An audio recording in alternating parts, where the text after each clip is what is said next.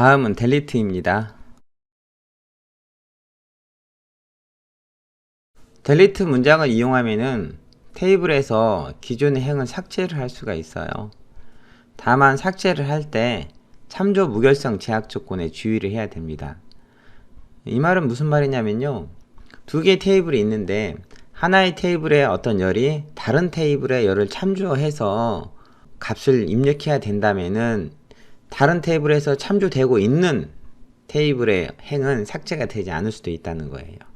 예를 들면은 10번 부서의 정보를 삭제하고 싶은데 10번 부서를 다른 사람이 부서 아이디로 가지고 있다면은 그 행은 삭제가 되지 않죠.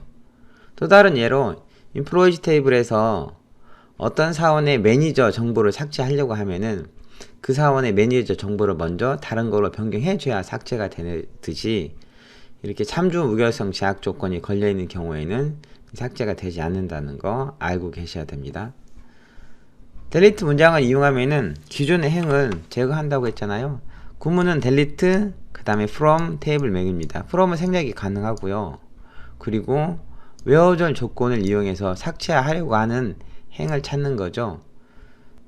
델리트 구문은 웨어절 조건을 잘못 입력했을 경우에 원치 않은 행을 삭제할 수가 있으니까 웨어절 조건을 작성하는데 좀 더 주의를 기울이셔야 됩니다.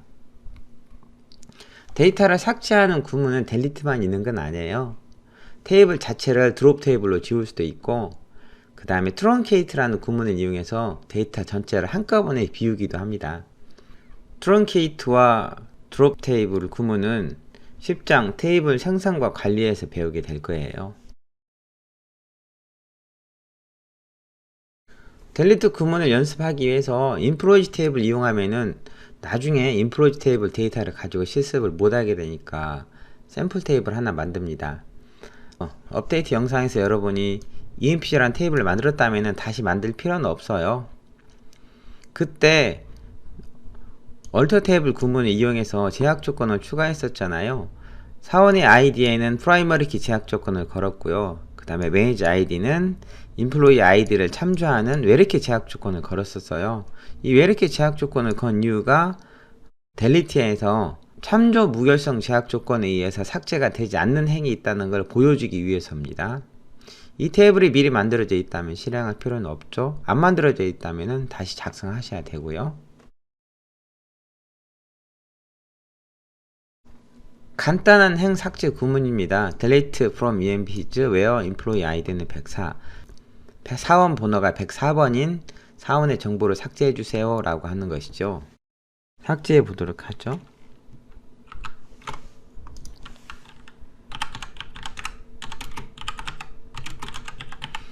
employees 테이블이 아니고 EMPs 테이블이에요. 여기서 지웁니다.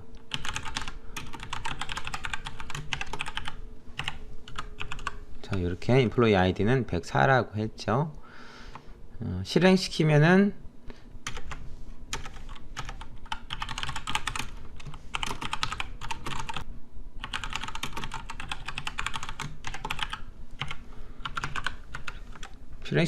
이렇게 104번 사원의 정보를 다시 조회했을 때 아무것도 나오지 않게 되죠.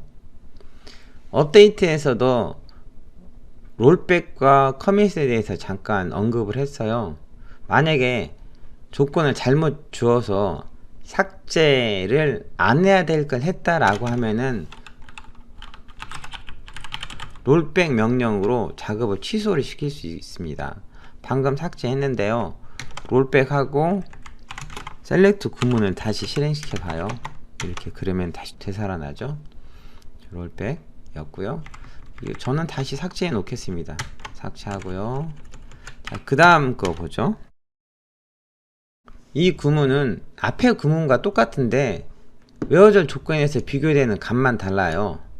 앞에서는 104번 사원의 정보를 삭제하려고 했는데 지금은 103번 사원의 정보를 삭제하려고 하죠.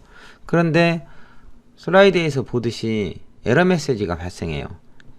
직접 실행시켜 보겠습니다.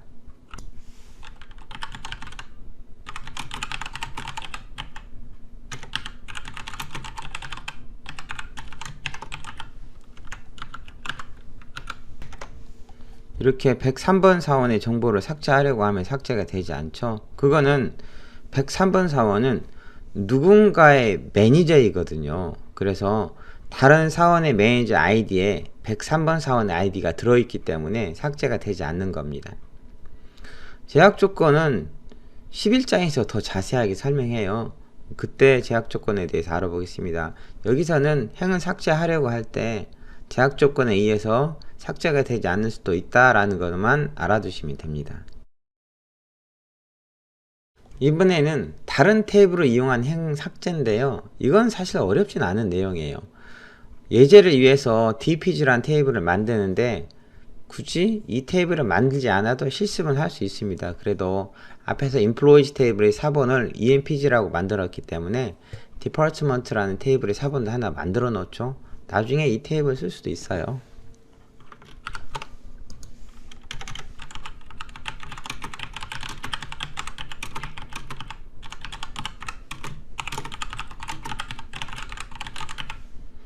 이렇게 디파트먼트 테이블에 4번 하나 만들어 놓고요.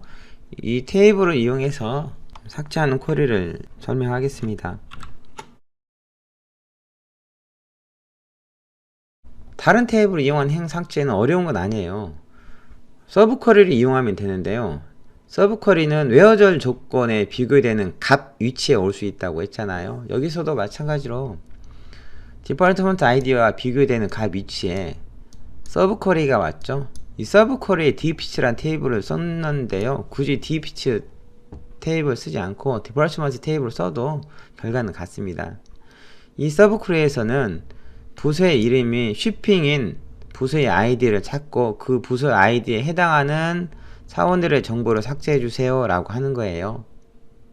이렇게 서브 쿼리를 이용해서 삭제할 행을 찾기도 합니다. 쿼리만 실행해 볼게요.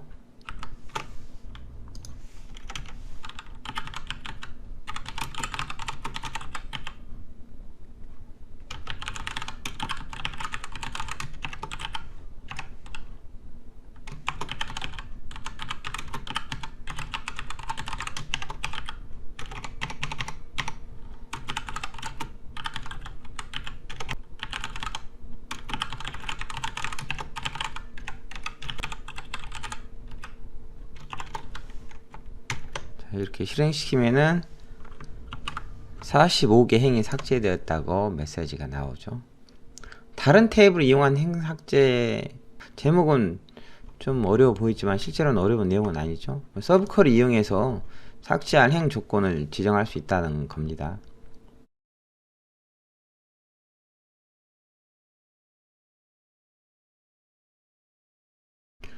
다음은 리터닝 절이에요. 리터닝 절은 오라클 10G에 추가된 구문인데요. insert, update, delete 구문에 의해서 영향을 받는 행을 찾을 수 있게 해주는 절입니다.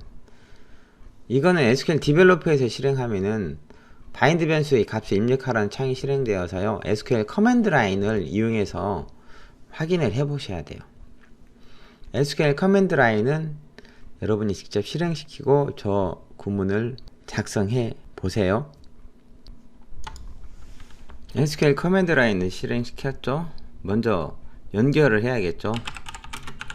HR 계정으로 접속한 다음에요. 변수를 선언합니다.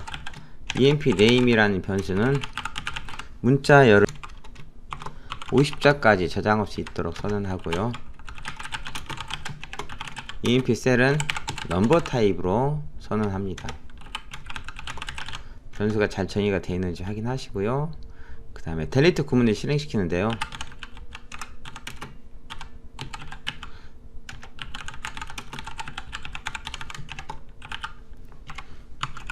employee id는 109라고 하면은 이렇게만 하면 109번 사원의 정보를 삭제를 하죠. 그런데 리터닝 절을 이용해서 삭제하려고 하는 정보를 따로 저장해 놓을 수 있다는 거죠. first name, 셀러리를 어디에 저장하냐면요. emp 언더바 name이라는 변수에 그 다음에 emp 언더바 셀이라는 변수에 저장하는 거예요. 실행시키겠습니다. 이렇게 하면 한 개의 행이 삭제되었다고 나오죠. 삭제할 때 저장한 값들은 변수에 있을 거고요. 이것들은 출력을 해보면은 이렇게 결과를 확인할 수가 있습니다. 참고로 델리트 구문을 여기서 실행시켰는데 아무런 응답이 없고 멈춰 있으면은 SQL 디벨로퍼에서 커밋이나 롤백을 실행시켜 보세요. 이전에 업데이트나 아니면 델리트 했었던 행들이 락이 걸려 있어서, 즉 트랜잭션 종료가 안 되어서 여기서도 더 이상 진행이 안 될 수 있으니까, 만약에 one row deleted라는 메시지가 안 뜨고 대기 상태에 있으면은 SQL 디벨로퍼에서 commit 또는 rollback 명령을 입력해 보시기 바랍니다. 자, 리터닝 처리했어요. 삭제에 대해서 알아봤습니다. 다음은 머지에 대해서 알아볼게요.